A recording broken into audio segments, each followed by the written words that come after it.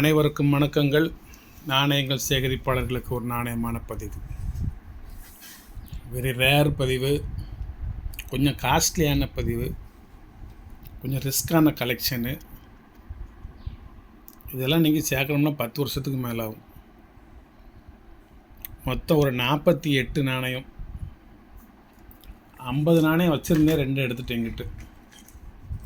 ஒரு காந்தியவும் ஒரு நேரையும் எடுத்துட்டேன். இது கமாமரேட்டிவ் காயின், இதில் வைக்க வேண்டாம்னு சொல்லி எடுத்துட்டேன். வேணுமா சேர்த்து வாங்கிக்கோங்க. 47 வந்து காமன் காயின் தான், ஆனால் ரிப்பப்ளிக் ஆஃப் இந்தியாவிலையும் அது பயன்பாட்டில் இருந்துச்சு. அதுக்கப்புறம் 48, 49 கிடையாது. அப்புறம் 50லேருந்து தான் கமெண்ட்ஸ். இது வந்து A to Z, ஆனா முதல் அக்கு வரை 1950லேருந்து 1991 கொல்கட்டா மிண்டு வரைக்கும் இது very very rare collection. 91 Noida உண்டு, நான் வைக்கலை. 82 வந்து ₹1 காயினில் 1 மிண்டு தான், ஆனால் 82லேயே ஒரு 6 கிராம் காயின் ஒன்று உண்டு, நான் வைக்கலை. 83 வந்து மொத்தம் 3 மிண்டு தான், ஆனால் 2 மிண்டு தான் வச்சுருப்பேன். இதில் ஹைதராபாத் மிண்டு உண்டு, நான் வைக்கலை. மொத்தம் 3 நாணயங்கள் வைக்கலை. 82, 83 ரெண்டும், 91 நொய்டாவும் வைக்கலை. மற்றபடி இதில் ரேர் வந்து மேலே உள்ள 1954 வெரி வெரி ரேர் ஆகிப்போச்சு. இந்த 1954 மும்பை வந்து வெரி வெரி ரேரு. காயின் கண்டிஷனை பாருங்கள், எப்படி இருக்குன்னு பாருங்கள். 100% கண்டிஷனு. 62 இப்போ ரேட்டு கூடிகிட்டே வருது. யாருக்கும் தேவைன்னா ஒன்று மட்டும் வாங்கி உங்கள் கலெக்ஷன் வச்சுக்கோங்க. 1950 வெரி ரேர் ஆகிக்கிட்டு இருக்குது. அது இல்லைன்னா ஒன்று வாங்கி உங்கள் கலெக்ஷன் வச்சுக்கோங்க. இது வந்து மும்பை மின்ட்டு டைகர் காயின்னு பேர். அந்த பக்கம் வந்து 6ஆம் ஜார்ஜ் மன்னர் இருப்பார். அதுக்கப்புறம் இதில் ரேர்னு சொல்லப்போனால் 84 கொல்கட்டா ரேர். 84ல் வந்து கொல்கத்தா வந்து ரேரு, ஆனால் கிடைக்குது, ஆனால் ₹500 தான். ஆனால் 86 ஹைதராபாத்து ரொம்ப ரேரு. அதனோட ரேட் வந்து ₹2500. 86 ஹைதராபாத்னா ஹைதராபாத்து இருக்கும், என்ன மிண்டிலெல்லாம் சந்தேகம்லாம் பட வேண்டாம், பார்த்துக்கோங்க. அது மாதிரி 88 நொய்டா. 88ல் வந்து நொய்டா ரேர் காயின்னு இந்த இருக்குது. இது 88 நொய்டா. அந்த மிண்டை பாருங்கள் எப்படி இருக்குன்னு. 88 நொய்டா. அதோடய ரேட்டில் இப்போ ரொம்ப கண்ணாப்பண்ணு போயிட்டுருக்கு. மற்றதெல்லாம் ஓரளவுக்கு கிடைக்கிது, ஆனால் கொஞ்சம் டிமாண்டாக கிடைக்கிது. இது என்னுடைய பர்சனல் கலெக்ஷன். இது எக்காரணத்தை கொண்டு இது நான் தொடவே மாட்டேன். இன்றைக்கி என்ன மீண்டும் இது மாதிரி நான் ஒன்று சேர்க்கணும்னா ரொம்ப ரிஸ்க்கு. நான் தேடி பார்த்து எடுத்து இருக்கிற காயின், நல்ல காயின் எடுத்து அதில் மிண்டை தேடி எல்லாம் ரொம்ப ரிஸ்க். அது அந்த இன்றைக்கி ஒரு பதிவு போடுவோமே அப்படின்னு சொல்லி நான் போட்டேன். இதில் போட்டிருக்கிற பிரகாரம் நீங்கள் பார்த்தீங்க அப்படின்னா இதனுடைய மொத்த ரேட் வந்து ₹20,000 மேலே வருது. எப்படின்னா 1954 இப்போ குறைஞ்சது, இப்போ 7,000. அது மாதிரி 86 கொல்கட்டாவும் 88 நொய்டாவும் வெரி ரேர், கிடைக்க மாட்டேங்குது. இது ஒரு 3,500. 86 இங்கே இருக்குது, அது ஒரு 2,500. இது ரெண்டும் சேர்த்தா ஒரு ₹6,000.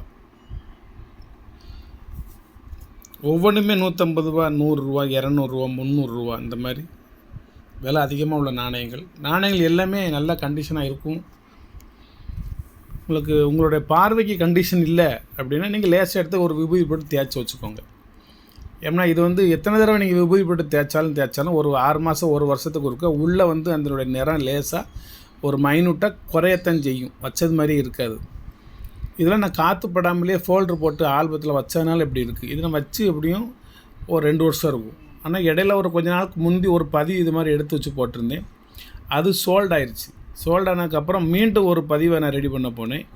1954 ஒரு நண்பர் மொத்தமாக ஒரு 4 காயினையும் மொத்தமாக வாங்கிட்டார். இப்போ அவருக்கு என்ன ரேட்னு நான் கொடுத்தனோ அதே ரேட்டில் இருந்து ஒரு ₹500 எக்ஸ்ட்ரா வச்சு இப்போ மீண்டும் வாங்கியிருக்கேன் அந்த நாணயங்களை. அவர்கிட்ட இருந்து இல்லை, வேற ஒரு நண்பரிடம் இருந்து. ஆனால் அவர் சொன்னார், இந்த நாணயம் அப்புறம் உங்கள்கிட்ட வாங்கினா தான் சார் அப்படின்னாரு. அப்படியா அப்படின்னு கொடுத்த 54 யார்கிட்ட இருந்தாலும் நீங்கள் என்கிட்டே கொடுங்க, உங்களுக்கு நல்ல விலைப்படுத்த. 50யும் 62 நான் ஓரளவுக்கு வாங்கி வச்சுட்டேன். நீங்கள் எப்போ வேணாலும் என்கிட்ட வாங்கிக்கிடலாம். எனக்கு தேவை ஒரு நாணயம் தான். ஒரு அற்புதமான ஒரு கலெக்ஷனு. இது என்ன ரேட்னாலுமே கொடுக்க முடியாது. இதை அவ்வளவு ரிஸ்க்கான கலெக்ஷன். ஒவ்வொன்றும் நீங்கள் தேடி தேடி பிடிச்சி எடுத்து கொண்டு வரதுக்குள்ளே போதும்னு ஆகிப்போகும். சரி, இருந்தாலும் நம்ம இப்போ ஓய்வு பெற்றதுக்கப்புறம் கொஞ்சம் ஃப்ரீயாக இருக்கிறனால மீண்டும் ஒரு கலெக்ஷனாக இப்போ தான் எழுதினேன். இது எல்லாமே இப்போ தான் எழுதினேன். காயினை வெளில எடுக்கலை. ஃபோல்டரை மட்டும் எடுத்து எழுதி மட்டும் இப்போ வச்சேன். ஸோ டோட்டல் கலெக்ஷன் நீங்கள் வேணும்னா 15,000 ரூபா கொடுங்க, இதை வாங்கிக்கோங்க. இல்லைன்னா இப்படி ஒரு கலெக்ஷன் இருக்குதுன்னு தெரிஞ்சுக்கோங்க, அவ்வளோதான். லைட்டாக சொல்லட்டுமா?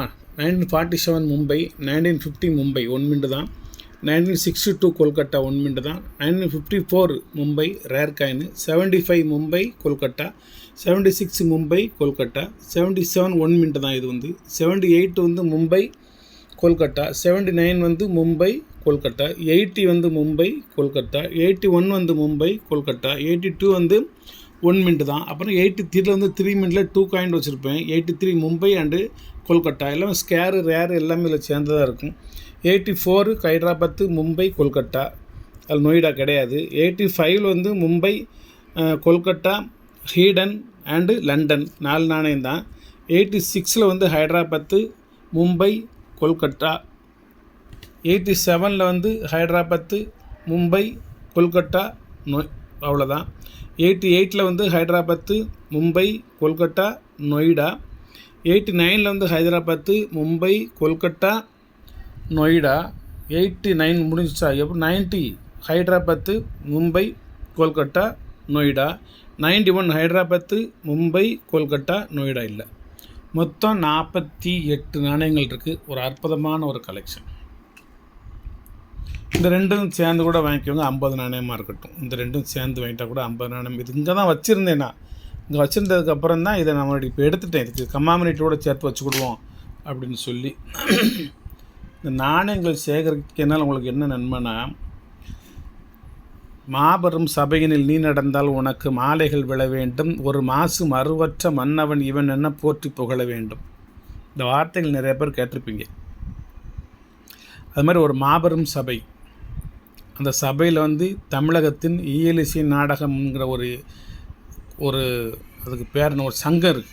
ஒரு சங்கம்னா ஒரு பெரிய ஒரு குழு, தமிழக அளவில் அரசாங்கத்தால் நிறுவப்பட்ட ஒரு இயக்கம். அதனுடைய தலைவராக இருந்தவர் 2010 வந்து கோயம்புத்தூரில் உலகத்தமிழ் செம்மொழி மொழி மாநாட்டிற்கு வந்து அந்த ஒரு குழு அமைத்து அந்த குழுவின் தலைவராக இருந்தவர். தமிழின தலைவர் என்று வர்ணிக்கப்படக்கூடிய தானே தலைவர் கலைஞர் அவர்களுடைய நெருங்கிய நண்பர் கவிக்கோ அப்துல் ரஹ்மான் அவர் வந்து ஒரு நிகழ்ச்சியில் பங்கு பெறுதார். நான் நிறைய ஒரு புத்தக வாசிப்பாளர் நான் வந்து.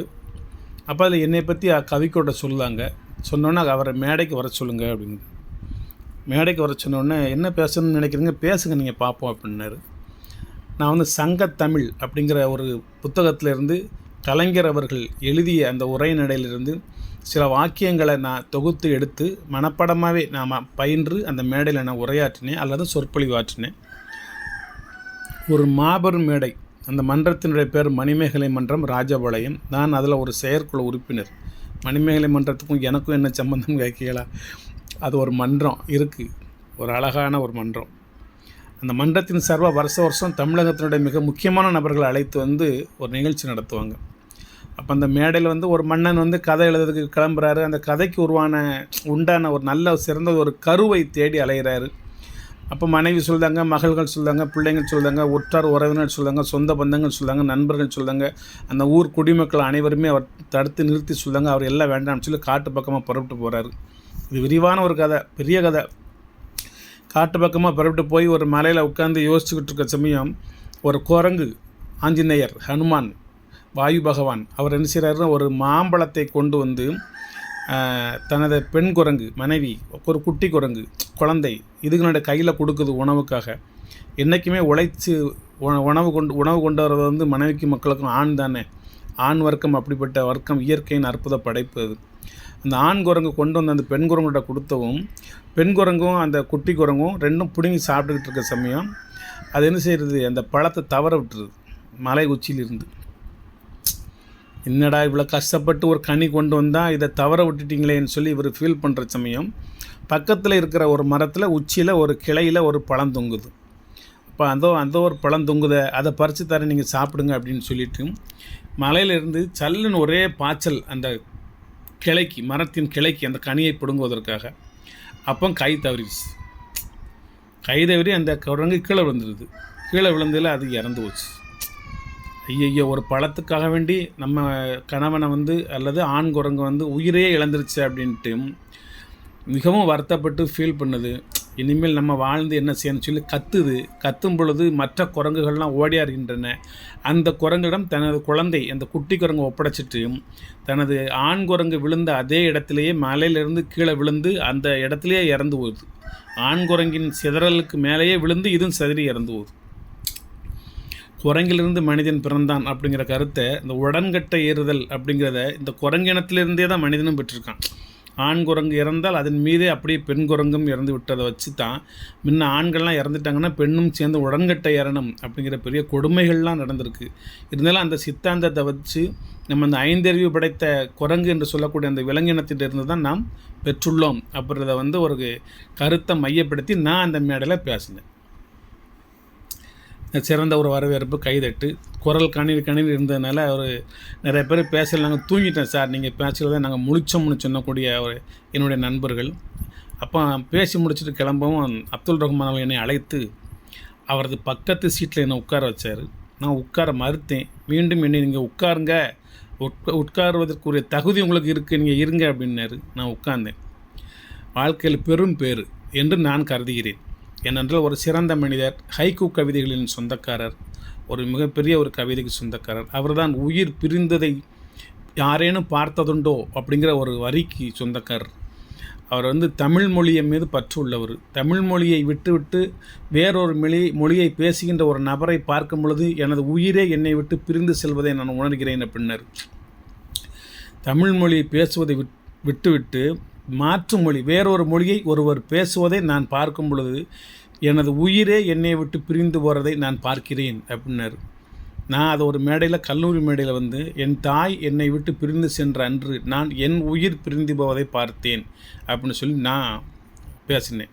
அதையும் இன்னொரு கவிஞர், இந்த கவிஞர் தான், ஒரு காதலி தன்னை விட்டு பிரிந்து போகும் பொழுது தனது உயிரே பிரிந்து போவதை நான் கண்டேன் அப்படின்னு வர்ணித்தது மாதிரி ஒரு கதை இருக்குது. என் உயிர் அழகானது, உருவமுள்ளது, அதனுடைய நடை, அந்த வெள்ளி கொலுசு ஓசை, அதன் சிரிப்பு ஒலி, அதனுடைய கூந்தல் அழகு, தலையில் உள்ள அந்த பூக்களின் அழகு, இதெல்லாம் சேர்ந்து அவரோட உயிராக அது. அவர் காதலி தன்னை விட்டு பிரிந்து போகும் பொழுது எனது உயிர் மிக அழகானது, என் உயிர் என்னை விட்டு பிரிந்து செல்வதை நான் கண்டேன் அப்படின்னு சொல்லி ஒரு அற்புதமாக கவிதை நயங்களோட நானே அதை மாற்றி திருத்தி எழுதி ஒரு மேடையில் அதை பேசினேன். அதை அப்படிப்பட்ட கவிக்கோ அப்துல் ரஹ்மான் தான் இந்த நபர், இந்த மனிதர், இந்த மாமனிதர். அருகில் உட்கார்ந்திருப்பவர் ராஜேஷ் கலெக்ஷன் ஓனர். இது கவிக்கோ அப்துல் ரஹ்மான், இது அடியேன். ஒரு மாபெரும் மனிதனரோட சரிசமமான மேடையில் நான் அமர்ந்திருக்கின்றேன் என்றால் காரணம் இந்த நாணயங்கள் சேகரித்ததன் மூலமாகவும் நிறைய புத்தக வாசிப்பது அந்த பழக்கத்தை நான் உருவாக்கி கொண்டதன் மூலமும் படித்த புத்தகத்தினுடைய கட்டுரைகளையும் கவிதைகளையும் கற்பனைகளையும் என்னுள் கலந்து நான் பல மேடைகளில் உரையாற்றிய சொற்பொழிவாற்றிய அந்த திறமையும் தன்னை நானே வார்த்து கொண்டதற்கு கிடைத்த ஒரு பெரும் பரிசாக இதை எண்ணுகிறேன். உலகத்தமிழ் செம்மொழி மாநாட்டில் கலந்து கொண்டும் இவரிடம் உரையாற்றினேன். நிறைய தமிழ் அறிஞர்களிடம் பேசினேன். உலகத்தமிழில் உள்ள டிவி சேனல்களுக்கெல்லாம் பேட்டி கொடுத்தேன். ஒரு அற்புதமான ஒரு மனிதனாக வாழ்ந்து கொண்டிருக்கின்றேன் இந்த பூமியில் தற்பொழுதும். காரணம் இந்த நாணயங்கள் சேகரிப்பது தான், வேறு எந்த காரணமும் கிடையாது என்று உறுதியிட்டு அறுதியிட்டு சொல்லுவேன். இதை நான் ஒரு கலெக்ஷனாக மட்டும் பார்க்காம, ஒரு சேல்ஸாக மட்டும் பார்க்காம, நான் வாங்கிறத மட்டும் நினைக்காம, இதில் ஒரு மிகப்பெரிய அறிவு என்கின்ற ஒரு பொக்கிஷம் இதில் இருக்குது அப்படிங்கிறத நான் முழுமையாக நம்புகிறேன். அதனால் நான் இதை விட்டு விலகலை. எல்லாருமே நிறைய பேர் காயின் கலெக்ட் பண்ணுறாங்க, எத்தனையோ பேர் கலெக்ட் பண்ணுறாங்க. ஆனால் அவங்க பாதியில் விட்டுருவாங்க. ஆனால் என்னை பற்றி தினமலர், தினத்தந்தி, தீக்கதிர் இப்படி நிறைய பத்திரிகைகளை என்னை பற்றி பேட்டி வரும் பொழுதும், என்னுடைய சொற்பொழிவுகள் எல்லாம் டிவி சேனல்களில் வரும் பொழுதும் எல்லோரும் சொல்லுவாங்க, எல்லோரும் கலெக்ட் பண்ணாங்க, விட்டுட்டாங்க, அதை என்னமோ ஏதோன்னு விட்டுட்டாங்க, ஆனால் நீ ஒருத்தந்தான் அதை விட்டுறாமல் தொடர்ந்து கொண்டு இதில் என்ன இருக்குது, இது என்ன நாணயங்கள்னால் என்னங்கிறத அக்குவர் ஆணிவராக பிரித்து மேய்ஞ்சிக்கிட்டு இருக்கிறது உனக்கு தான் இந்த வேலை கைவந்த கலையாகி போச்சு. இப்போவும் நான் எங்கே எவ்வளவு சாதனைகள் பண்ணாலும் அந்த ஒருத்தர் நாணயங்கள் கலெக்ட் பண்ணுவார் அவரா அப்படின்னு சொல்லி கேட்பாங்க. அந்த மாதிரி ஒரு முத்திரையை பதிச்சு வச்சுருக்கேன், உருவாக்கி வச்சுருக்கேன், சேகரித்து வச்சுருக்கேன். நாணயங்கள் மட்டுமல்லாமல் நான் நயங்களோடு நாணயமான மனிதர்களையும் சேகரித்து வச்சுருக்கேன். அதனால் நல்லா கலெக்ட் பண்ணுங்கள். கலெக்ட் பண்ண மட்டும் போதாது, வாங்கி வாங்கி வாங்கி வாங்கி வச்சிடாதீங்க. இது சம்மந்தப்பட்ட விஷயங்களை, விடயங்களை தொகுத்து சேகரித்து வச்சு உங்கள் மனசில் உள்ளிருத்தி ஒரு ஆத்ம திருப்திக்காக இந்த உலகத்தில் வாழ்ந்து மடிவோம்னு சொல்லி முடிக்க வேண்டாம் ஒரு சொற்பொழிவை. நல்ல சீரும் சிறப்புமாக வாழ்வோம் நண்பர்களின் துணையோடு. வாழ்த்துக்கள் நண்பர்களே, வாழ்த்துக்கள். நாணயங்களை வச்சு இன்றைக்கி உங்களுக்கு கவிக்கோ அப்துல் ரஹ்மானை நினைவுபடுத்தி ஒரு பதிவையும் போட்டுட்டேன். இது இப்போ எடுத்து வச்சேன். இப்போ கவிக்கோ அப்துல் ரஹ்மான் அவர்களோடு இன்றைக்கி இது ஸ்டேட்டஸில் வச்சுருந்தேன். காயின் செல்லில் நான் கையில் பிடிச்சி பேசிக்கிட்டு இருக்கிறது காயின் செல்லு. இது வந்து என்னுடைய டியூட்டி செல்லு. வணக்கம், வாழ்த்துக்கள்.